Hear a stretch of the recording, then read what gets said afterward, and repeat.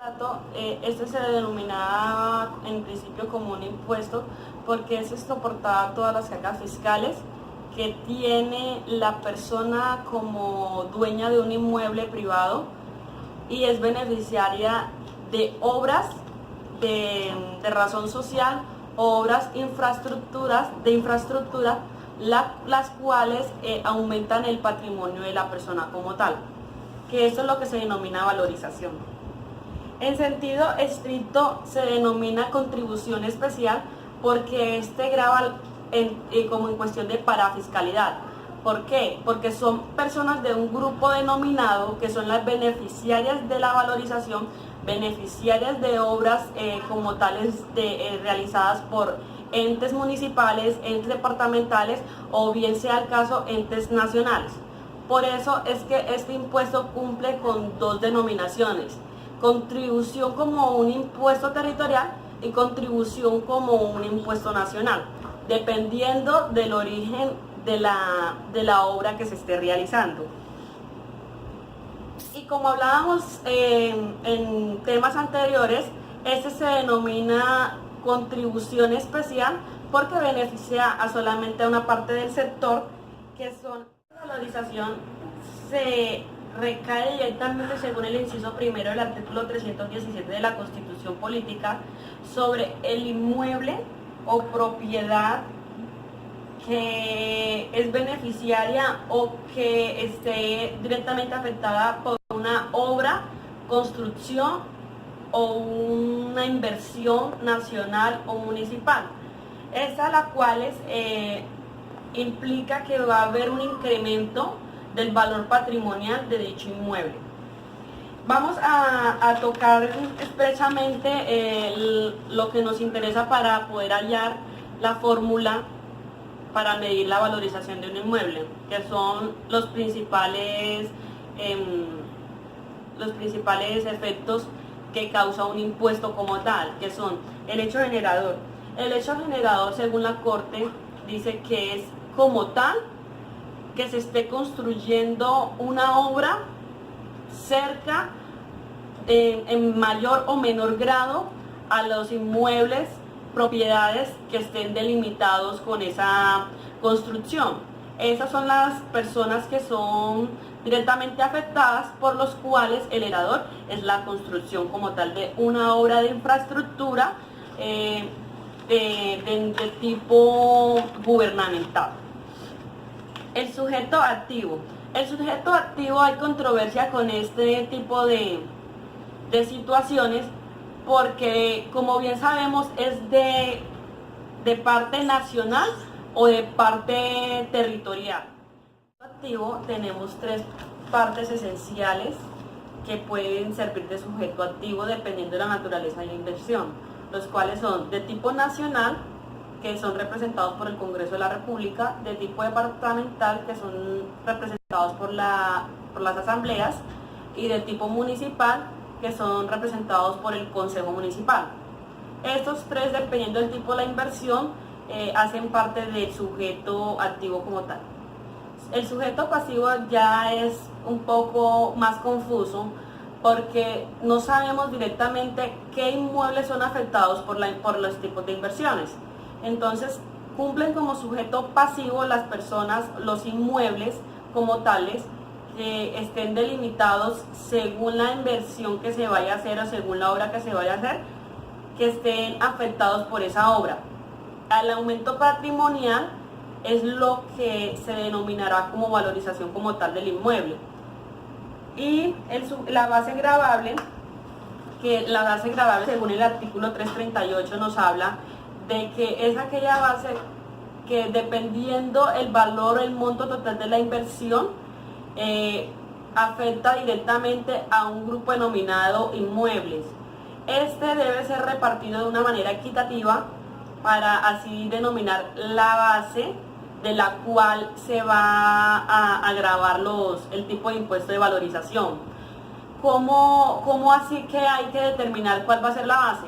Porque muchas veces la inversión es muy alta y va a quedar como un impuesto demasiado alto para los contribuyentes, que muchas veces no tienen la capacidad de pago. Entonces, ¿qué hace el ente encargado como sujeto activo? Denomina como un valor razonable el cual pueda ser repartido equitativamente entre los inmuebles de mayor o menor afectación, y asimismo determinar el tipo de monto a valorización sobre sus inmuebles. Bueno, de esta manera vamos a tocar medio un poco el impuesto a la delimitación urbana.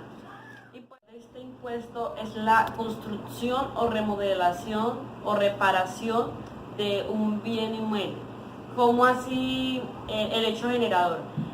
X persona compra una casa, piensa destruirla, derrumbarla para crear un conjunto residencial. Esa nueva obra que se va a hacer debe gravar un impuesto antes de empezar la obra, en el momento de generar la licencia de construcción, que se llama impuesto de limitación urbana. Este impuesto consta de dos momentos: una, anticipo de impuesto, y otra, el pago del impuesto completo como tal. El anticipo de impuesto cuenta con unas características que son: el estrato 3, 4, 5 y 6 corresponde al 2.6% del presupuesto que esté pactado para la obra, y de los estratos 1 y 2, estos cuentan con el 1% de anticipo del presupuesto que esté correspondiente para la obra. El pago del impuesto como tal se da cuando la obra esté terminada o cuando se venza la licencia de construcción y su prórroga. Este cuenta también con unos porcentajes que vamos a tocar más adelante.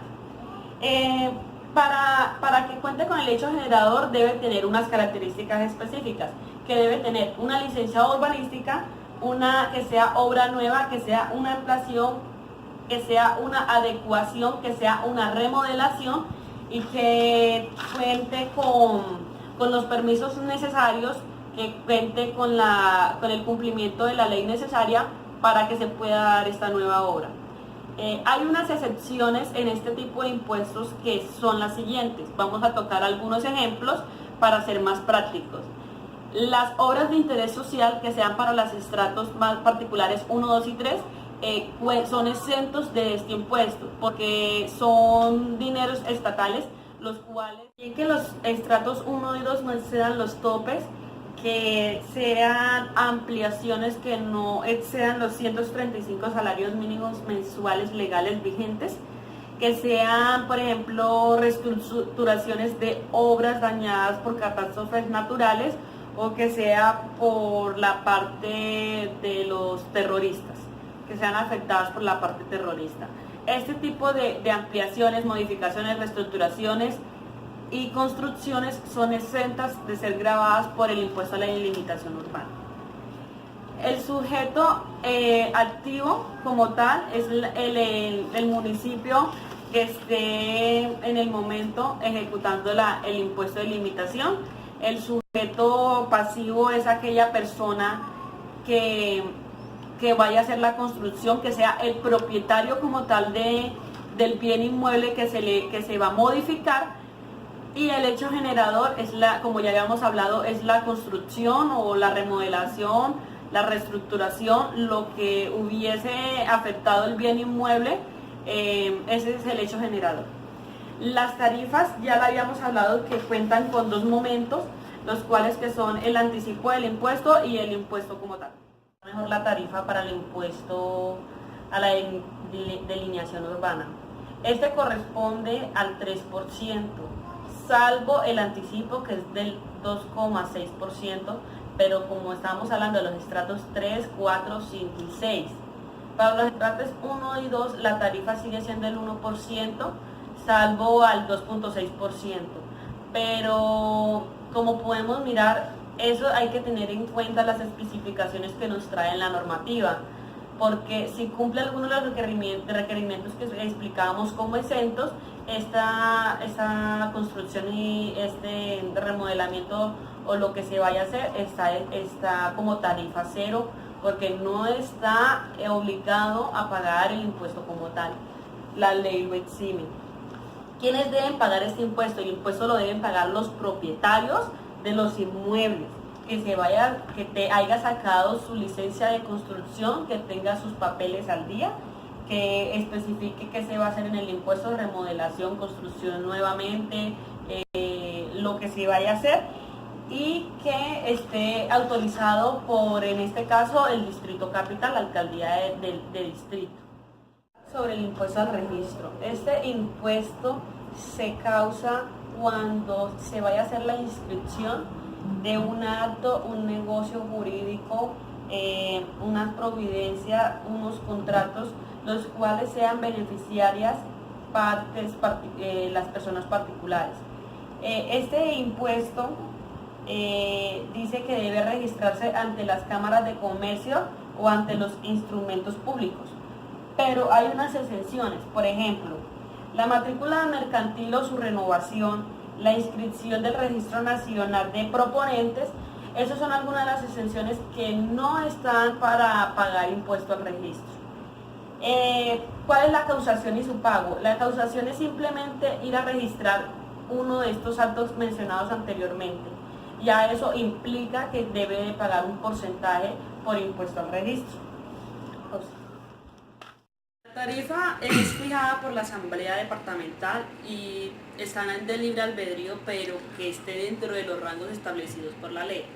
Si es un acto o contrato con cuantía que esté registrándose en la Oficina de Instrumentos Públicos, está entre el 0,5% y el 1%. Entre ese rango, la Asamblea Departamental está en su facultad de establecer qué porcentaje quiere para pagar en su Oficina de Instrumentos Públicos por los documentos que se estén inscribiendo, establecidos por la ley, que deben de pagar el impuesto al registro. Si es un impuesto, si es inscrito en una cámara de comercio que sea con cuantía el documento, está entre el 0,3% y el 7%. En ese lapso de porcentajes, la Asamblea está facultada para escoger qué tipo de porcentajes va a aplicar en su departamento para pagar en Cámara de Comercio. Si los actos o contratos o lo que se va a inscribir que esté dentro de lo especificado por la ley que debe pagar el impuesto está sin cuantía, está sujeto a pagar sea en la Oficina de Instrumentos Públicos o sea en la Cámara de Comercio, está entre el 2 y el 4% salarios mínimos diarios legales. Contratos o negocios jurídicos sin cuantía sean, por ejemplo, nombramiento de representante legal, nombramiento de revisor fiscal, nombramiento de las reformas tributarias que no impliquen la cesión de derechos. Estos están aplicables de tarifa entre 2 y 4 salarios mínimos diarios legales vigentes. Esta es la tarifa aplicable para el impuesto al registro a nivel departamental. El hecho generador de este impuesto ya está constituido por el simple hecho de ir a registrar un acto, un contrato, negocios jurídicos en los que sea parte de las personas particulares. El sujeto pasivo o sujetos pasivos es la persona que está haciendo el trámite, que va a hacer la inscripción, sea una o sean varias. Cuando son varias, el impuesto se hace por el total del valor que se esté inscribiendo, el valor del contrato que se esté inscribiendo, y el impuesto se repartirá por las partes iguales entre las personas que estén implicadas en el documento. Si es una persona, la persona paga el monto, la tarifa aplicable, dependiendo del monto del contrato o del negocio jurídico que se esté realizando. La base gravable. La base gravable es el monto incorporado en el documento que se esté inscribiendo. Esa es la base para poder liquidar el impuesto. Queridos colegas, espero de que la información sea satisfactoria. Es un abrebocas de lo que son los impuestos territoriales, porque es muy intenso y muy profundo el tema. Hay que profundizar más en él por lo que cada departamento tiene diferentes políticas de manejar sus impuestos.